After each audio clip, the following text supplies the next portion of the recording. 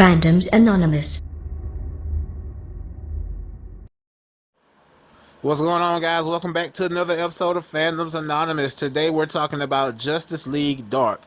Oh man, DC, you have done it again. My hat goes off to you and your production team for these animated movies that you guys put out. Justice League Dark was awesome. We even had Matt Ryan come and play the voice of Constantine. And don't forget, coming on the CW in the fall, just like they did Vixen, Constantine is going to get its own animated series. And I hope and I pray that this can turn around 360 and bring us Constantine back in live action on the small screen on his own show, or even still popping up in other shows such as Legends of Tomorrow and storylines like that, or even Arrow.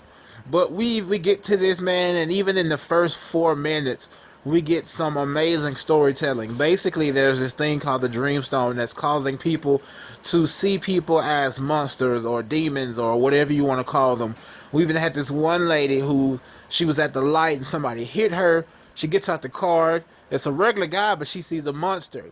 And she goes driving up the street, and in her vision, she's hitting monsters, but she's actually hitting regular, everyday people, and Wonder Woman stops him.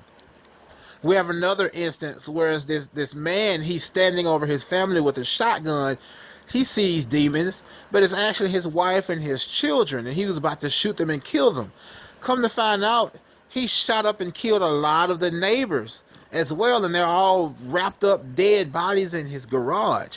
Batman even had to stop this one young lady from throwing her baby off of this building because when she looked at her baby, she saw a little monster.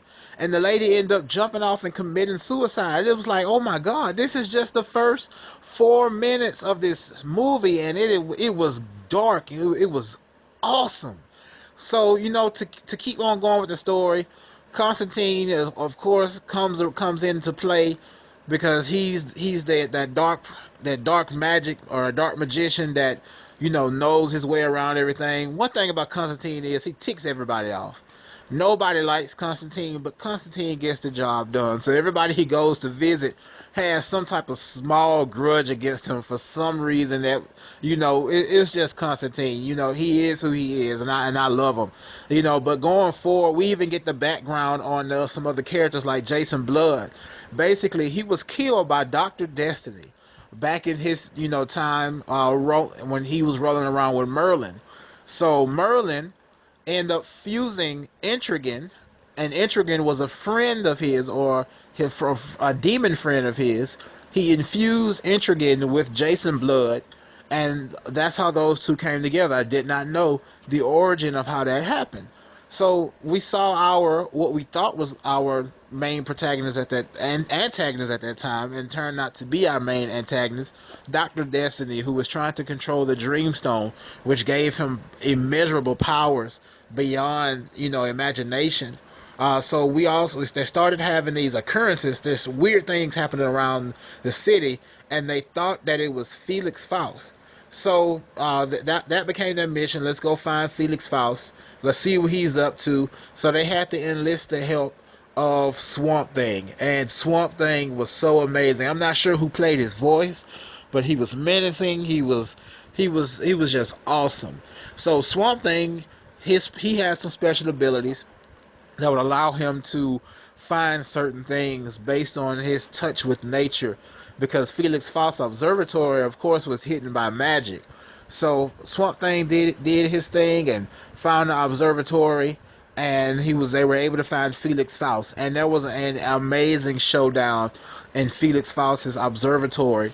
And come to find out, he didn't have anything to do with it. You know, Felix Faust is like a trickster. He's like what you would call the Loki of the DC universe. But it was an amazing fight inside of his house, especially with Zatanna, and her true form came out, but they had to calm her down.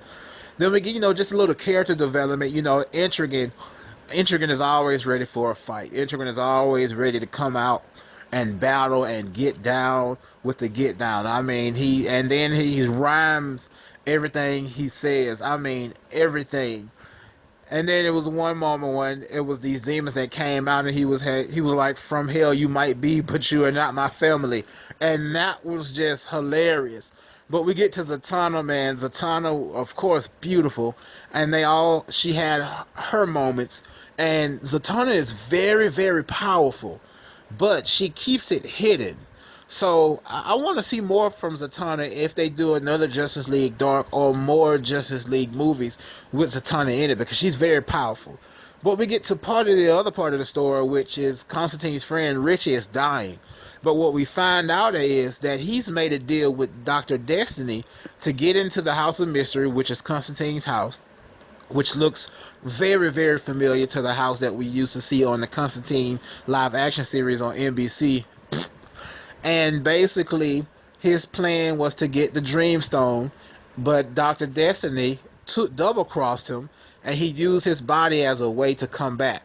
So we get this big fight in the city with Swamp Thing, with everybody fighting Destiny, and it was just an all-out brawl of magic and sorcery, and we even had my man Deadman in this movie, and Deadman was awesome, especially when we were at the part where we were in the hospital, and what I call the Boo Boo Monster came out of the toilet and attacked everybody, and it was just hilarious.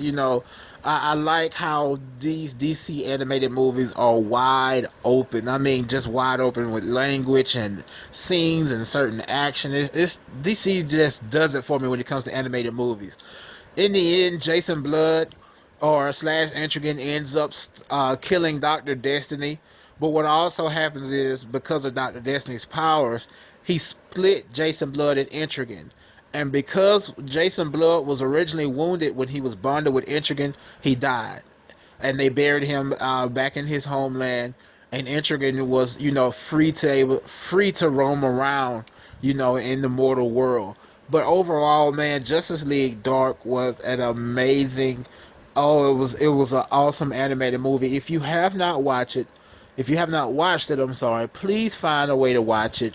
It was just awesome, and I want to see more and more of this Dark series. We get the Justice League all the time, but this group of characters who deals with the occult and the dark world and magic, they were just awesome together. So, guys, stay tuned for more. This is Fandoms Anonymous. Thanks for watching.